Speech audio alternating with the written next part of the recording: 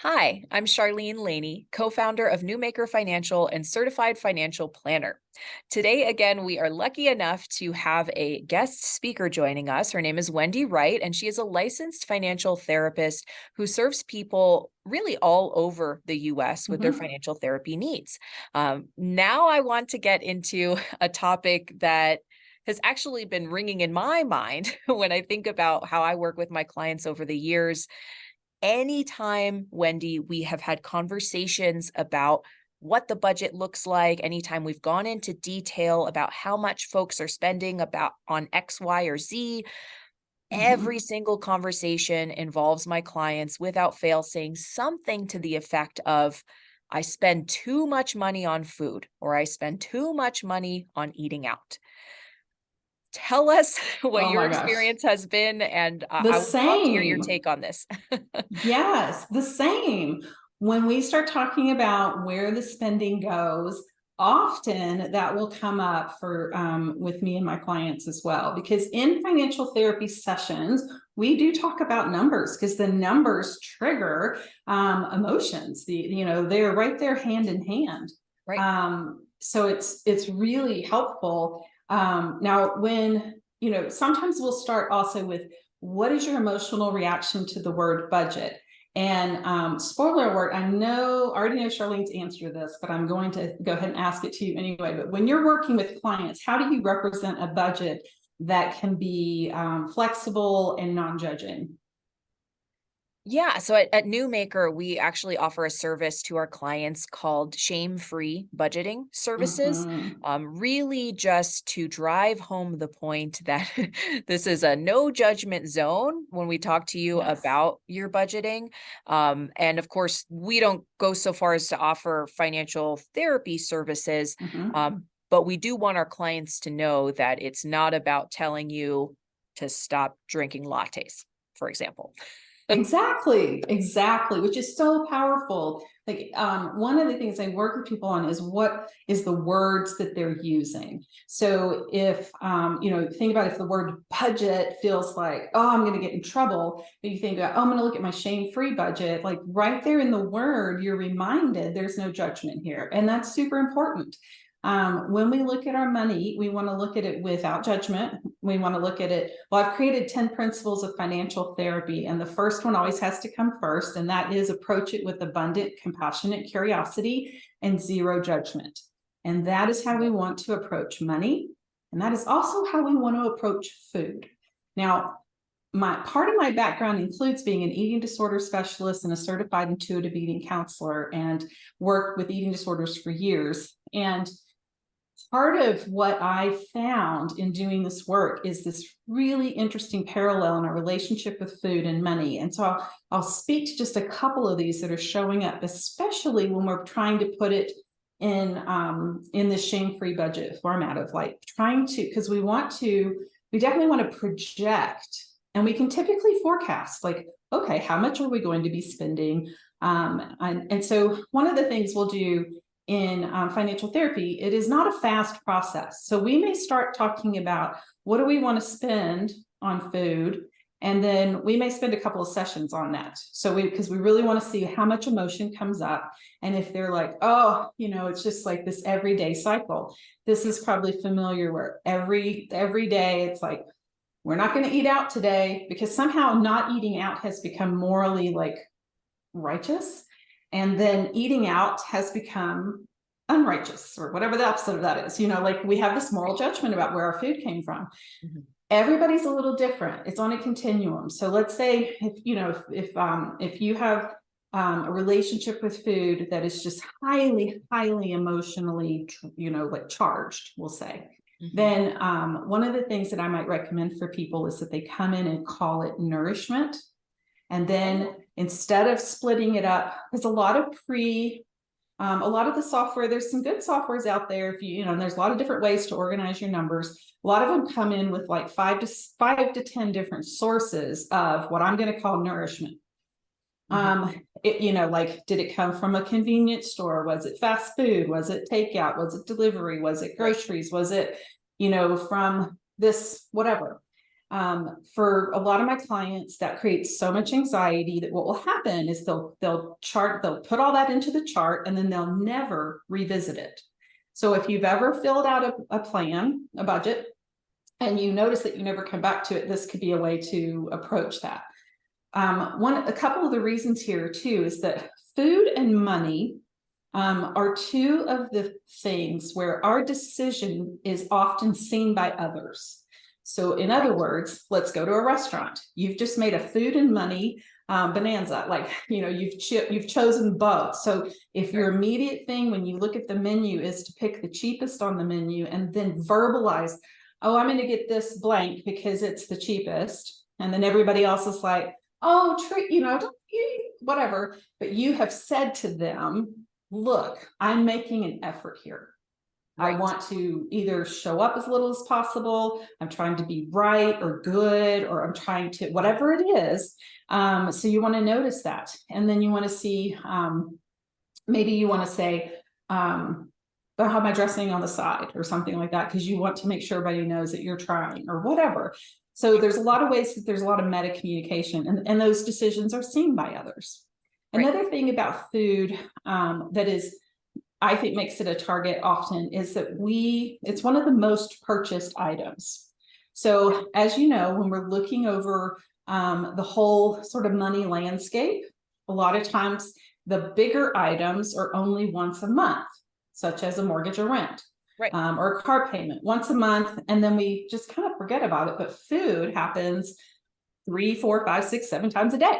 Right. So over and over and over again. And so we're looking at that. And if there's food anxiety or food judgment, those come in and it really increases that. So once you kind of know yourself, or if I get to know my client, then we'll go for nourishment. And maybe that'll be it'll all be nourishment, or maybe it'll be nourishment prepared at home or nourishment prepared outside the home.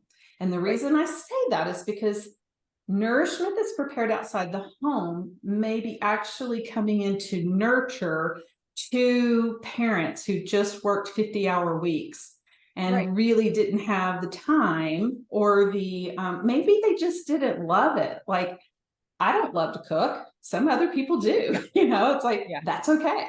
So it's really helpful. And it's because sometimes then we'll look at the amount that they're spending and look at a personal chef. And that, there's different ways to do it. But usually, in my experience, the amount spent on nourishment, I'm really going to call it that still, is not the biggest amount of their spending. It's just the most emotionally charged. So that's some of what, when I speak on this, I call it the intersection of money and milkshakes. There's a workbook on my website you can find, but there are several other ways in which these two things are really put together. But what do you think about that? How does that approach sound to you? Yeah, well, I love it. As somewhat of a language nerd myself, I love the subtle difference between using the word food versus nourishment, because food, while it seems like such a straightforward word, because it's so commonly used, there's so much room for people to use the word food in the budgeting process, where they inherently may already feel some shame about themselves in various ways, for that self-judgment to come in and for them to make themselves bad. But that's not even possible with the word nourishment. The word nourishment is so uplifting and powerful, and there's this suggestion of whatever that nourishment is, whether it's a milkshake from McDonald's, or if you're buying a salad from Whole Foods or wherever, the implication is that you deserve this nourishment regardless. So I love that so much. I'm so pleased to hear that you do that with your clients. Good. Yes. Yeah.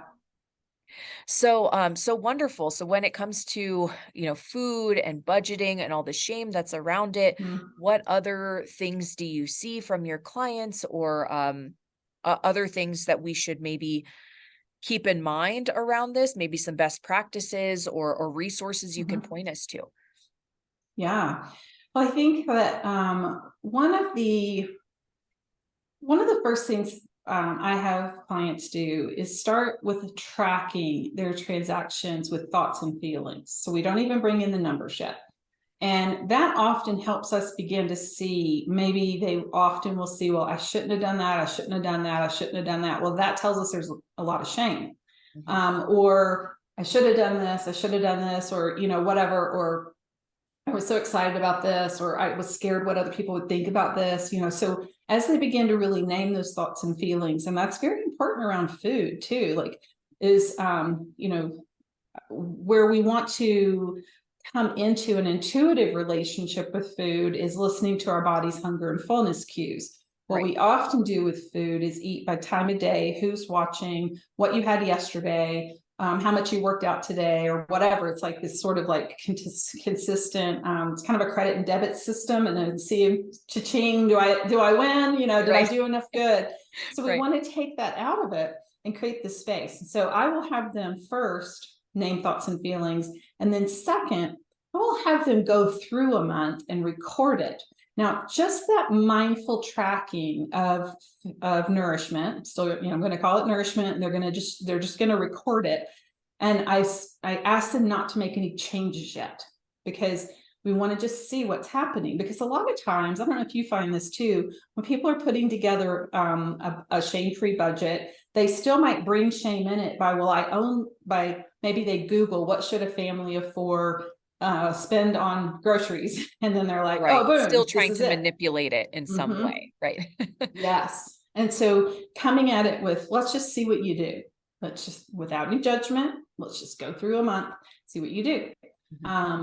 The other thing too that I find can be helpful is splitting up big box store purchases, so that there's a little more connection to what was nourishment and what was maybe clothing, or or shoes, or if you go to Costco, you're coming home with a kayak, so Right. it's like, who knows what's there. And so they may either split it up, like at the register, they'll do that for you if you just put all the food first and then pay for that, and put the kayak and pay for that, and then the t-shirts and pay for that.